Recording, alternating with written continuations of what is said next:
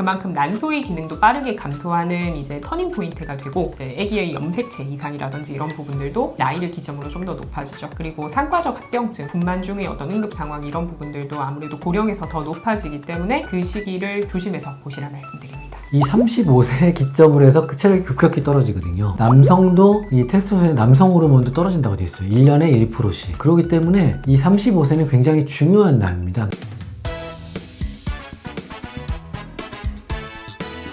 안녕하세요. 산부인과 관련 진료 정보를 전달하는 삼신 의사입니다. 오늘은 난임 관점에서 연령대별로 어떻게 건강검진을 해야 내가 나중에 출산이나 임신 이런 거에 문제가 없게 되는지 그걸 좀 설명드려보려고 합니다. 그 20대에서는 결론적으로 생리만 잘하고 그 다음에 뭐 통증이 심하지 않고 그러면 건강검진을 언제마다 해야 될까요? 그래도 1년에 한 번씩은 하시라 말씀드려요. 왜냐하면 자궁이든 난소든 눈에 띄는 변화가 있거나 이런 부분들이 1년 정도 안에는 또 나타나는 경우들이 있기 때문에 아무래도 2년, 3년 뭐 이렇게는 좀 너무 길지 않을까 싶습니다. 또 워낙에 20대 여성분들 성적인으로 활발한 나이대이시기도 하고 하기 때문에 성병균이라든지 아니면 인유두종 바이러스라든지 이런 부분들에 노출될 가능성이 높고, 그만큼 인유두종 바이러스나 이런 데 노출이 되면 또 자궁경부암이라든지 이런 부분들도 노출 가능성이 많기 때문에 뭐 2년보다는 좀 더 안짝으로 챙겨주시면 더 좋을 것 같긴 합니다. 20대 여성은 그러니까 염증 검사랑 바이러스 검사, 그 바이러스가 특히 고위험이면 정말 자궁경부암으로 가는 경우도 꽤 있거든요. 그리고 결혼했는데 오셔서 보면은 원추적 제술을 하는 경우도 있고, 그 전에 원래는 자궁경부암을 치료할 수가 있죠. 가다실 국가라고 해서 뭐 지금 제일 최근에 나온 백신이 국가죠. 그래서 인유두종 바이러스에서 좀 우리나라에서 많이 호발하고 그리고 위험도가 높은 바이러스에 대한 예방 효과를 이제 가지는 백신을 성관계나 이런 부분들이 시작되기 전에 맞으시면 일단은 제일 좋고요. 시작된 이후라도 맞으시면 아무래도 어느 정도 이점을 볼 수 있다 말씀드립니다. 그러니까 20대는 자궁경부암 걸려도 저희가 또 이렇게 치료하는 방법도 있긴 하지만 안 걸리게 하는 게 원래 제일 중요하니까요. 백신 접종과 정기적인 검진 뭐 이 정도로 마무리를 지으면 될 것 같아요. 사실 본격적인 얘기는 30대죠. 그렇죠. 지금까지의 이야기는 추진력을 얻기 위함이었죠. 사실 30대도 35세로 나누는 이야기가 있어요. 30대를 두 개로. 원래는 20대, 30대, 40대 이렇게 가는데 30대를 두 개로 나누는 이유가 있는데 왜 나눌까요, 선생님? 35세를 기점으로 난소 기능이 많이 떨어진다라고 얘기하죠. AMH라는 그 검사를 하시고 도표를 보신 분들은 아시겠지만 낮춰지는 그 기울기의 감소폭이 35세를 기점으로 굉장히 높아집니다. 그만큼 난소의 기능도 빠르게 감소하는 이제 터닝 포인트가 되고, 아기의 염색체 이상이라든지 이런 부분들도 나이를 기점으로 좀 더 높아지죠. 그리고 상과적 합병증, 뭐 임신 기간 중간에 생기는 어떤 임신성 당뇨 아니면 고혈압, 분만 중의 어떤 응급 상황 이런 부분들도 아무래도 고령에서 더 높아지기 때문에 그 시기를 조심해서 보시라 말씀드립니다. 이 35세 기점으로 해서 그 체력이 급격히 떨어지거든요. 남성도 이 테스토스테론, 남성 호르몬도 떨어진다고 되어 있어요. 1년에 1%씩. 그렇기 때문에 이 35세는 굉장히 중요한 나이입니다. 그래서 임신 전 건강관리 나이를 나누는 게 딱 그 나이로 나누는 거 있죠? 어떻게 나누죠, 선생님? 29세까지 한 번, 그리고 30세에서 35세 사이에 또 한 번, 그리고 35세 이상에서 한 번, 이런 식으로 나이를 이제 중요하다고 생각되는 그 기점으로 좀 나누는 경향이 있습니다. 난소 기능 검사가 나이보다 좀 낮게 나오면 어떻게 해야 되나요?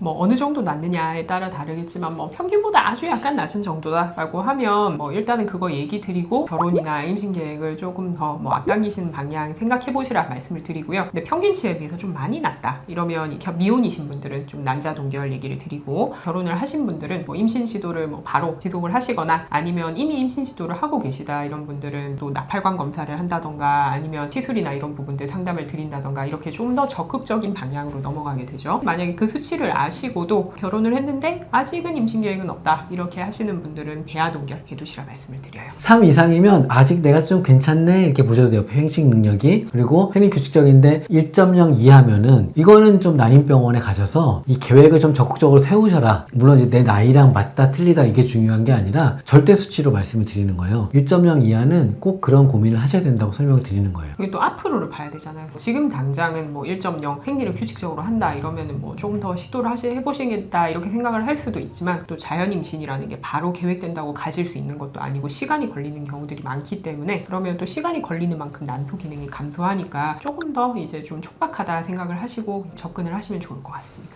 그 다음에 또 이제 30세 통틀어서 근종 같은 거 있을 때 어떻게 할까요, 선생님? 용종과 근종은 어떻게 치료하는 게 좋나요? 작은 용종이 하나 있다 이러면 저는 약간 경과를 좀 일단 지켜보는 편입니다. 대부분 젊은 여성들한테서는 양성 용종인 경우가 많기 때문이고요. 다만 뭐 부정출혈이 있다던가 월경 과다가 있다던가 이런 증상이 있을 때는 부직학적으로 이상이 있을 수가 있어서 좀 제거를 해주시는 게 맞고요. 그리고 근종 같은 경우에는 어느 위치에 어느 정도의 사이즈로 있느냐에 따라서 좀 달라질 것 같아요. 그래서 자궁의 바깥쪽에 있다 이러면 사실 임신에 그렇게 부정적인 영향을 끼치는 경우가 없기 때문에 좀 지켜보셔도 되고, 그리고 자궁 안쪽 벽에 그냥 이제 있는 그런 근종이다라고 하면 일단은 크기 변화를 잘 볼 것 같습니다. 아기가 임신되는 곳에 있는 점막하 근종의 경우에는 임신 시도를 하시고 계신 상태면 일단은 먼저 좀 제거를 하시라 말씀을 드려요. 왜냐하면 착상이나 아니면 임신 유지에 부정적인 영향을 주는 경우가 많습니다. 선근종이 있는 경우에 네. 이거는 내가 당장 계획이 없거나 아니면 이게 선근종이 임신에 영향을 많이 줄까요? 어떨까요? 저는 사실 근종보다 선근종이 좀 더 싫은 것 같습니다. 아무래도 경계도 싫은 거면 안 보는 건데. 아니, 미워하는 거는 감정이 있는 거예요. 미워하는 건 아니고 이제 뭐냐면 안타까운 것 같아요. 네. 이제 경계가 명확하지 않기 때문에 아무래도 수술도 좀 더 힘든 경향이 있고 근종에 비해서 좀 더 증상이 좀 흔하게 나타나는 경우가 많은 것 같아요. 월경통이 심하다든지 아니면 부정출혈, 월경 과다 이런 형태로 나타나는데, 일단은 임신 계획이 언제 있느냐에 따라서 그 성근종이 기간을 두고 진행할 가능성이 높겠다 하면 뭐 미레나 같이 이제 자궁 볼륨을 좀 줄여줄 수 있는 약으로 좀 치료를 지속하다가 임신 시도하시기 직전에 좀 제거를 하는 방향으로 권장을 드리고, 내가 이미 임신 시도를 하고 있다라고 하면 사실 성근종에 대한 어떤 치료는 결국에는 피임을 하는 방향으로 나아갑니다. 그렇기 때문에 치료를 당장 하는 게 조금 힘들겠지만 시술을 한다던가 이런 부분들에 따라서 자궁 볼륨을 좀 줄여줄 수 있는 주사를 뭐 몇 차례 맞으신다던가 이런 부분들도 생각해 볼 수 있을 것 같아요. 30대예요. 우리나라 생각보다 갑상선이 약한 분들이 많거든요. 갑상선 기능 저하증이 많아요. 이런 분들 약을 먹어야 될까요? 어떻게 할까요, 선생님? 30대 뭐 임신이나 이런 부분들을 원해서 오셔서 검사를 하신다 하면 저는 갑상선 검사를 한 번쯤은 추천을 드립니다. 왜냐하면 본인이 인지를 못 하시더라도 무증상 갑상선 기능 저하증이라는 수치의 어떤 이상 정도는 있을 수가 있고, 그런 경우에는 임신을 원하시는 상태에 따라서 약이 필요한 경우가 있습니다. 왜냐하면 임신 중에 폐하나 이런 부분들한테 적정량의 갑상선 호르몬을 공급할 수 있어야 되기 때문이고요. 그래서 뭐 피검사 하실 때 그냥 한 번쯤 해보시면 좋을 것 같아요. 의외로 유산될 때도 이 갑상선에 영향을 주는 것 같기도 해요. 맞아요. 유산율을 좀 높이는 경향이. 그래서 갑상선은 꼭 내가 임신을 할 계획이 다가온다 그러면 꼭 기본 검진에 갑상선 유방도 한번 검진해 보는 거 굉장히 필요할 것 같아요. 나팔관 조영술이라는 건 있는데요. 이 난관 조영술을 해야 되는 분들이 어떤 분들일까요? 좀 생소한 검사니까 한번 안내를 드리면 좋을 것 같긴 한데, 임신 시도를 하시는 분들은 한 번쯤 좀 참고하시면 좋을 것 같아요. 시도를 하는데 약간 나 왜 이게 계속 몇 개월째 소식이 없지? 근데 어쨌든 시술 생각은 없으니까 그냥 계속 자연 임신 시도를 해봐야겠다 이런 게 아니고, 한 번쯤 중간에 이제 나팔관의 기능을 보는 거는 좀 도움이 될 수가 있는 게, 만약에 나팔관의 기능이 별로 좋지 않다, 예를 들면 폐색이 있다던가 이럴 경우에는 자연 임신 시도가 아예 불가능합니다. 그래서 시간 낭비를 좀 줄여주는 역할을 하고요. 그리고 약간 나팔관이 어느 정도 살짝 막혀있는 상태인데 또 나팔관 검사를 함으로써 또 뚫어줄 수 있는 경향도 있거든요. 그래서 만약에 그런 검사를 통해서 단기간에 임신율 향상을 조금 도모할 수도 있습니다. 특히나 예전에 골반염, 기왕염이 있으셨다던가 아니면 자궁 내막증을 좀 앓고 계셨던 그런 분들 같은 경우에는 자궁 안쪽의 유착으로 인해서 나팔관 기능이 좋지 않을 가능성이 높아요. 한 번쯤 이제 임신 시도하시다가 한번 해보시면 좋을 것 같아요. 그 난임병원이 아니면 날짜만 잡기 때문에 나팔관 조영술 대부분 안 하거든요. 그리고 그걸 하려면 방사선과에 있어야 되기도 하고 또 특수조영주에 써야 될 수도 있고 하고, 또 환자분들은 배가 아프다고 너무 또 공포에 질려 있는 경우도 있는데, 요즘에는 초음파 타입으로 하는 나팔관 조영술은 통증도 적고 또 빨리 결과도 나오고 임신율 향상에도 도움이 되니까 내가 계속 시도하는데도 안 되면 한 번 정도 해볼 필요는 있는 것 같아요.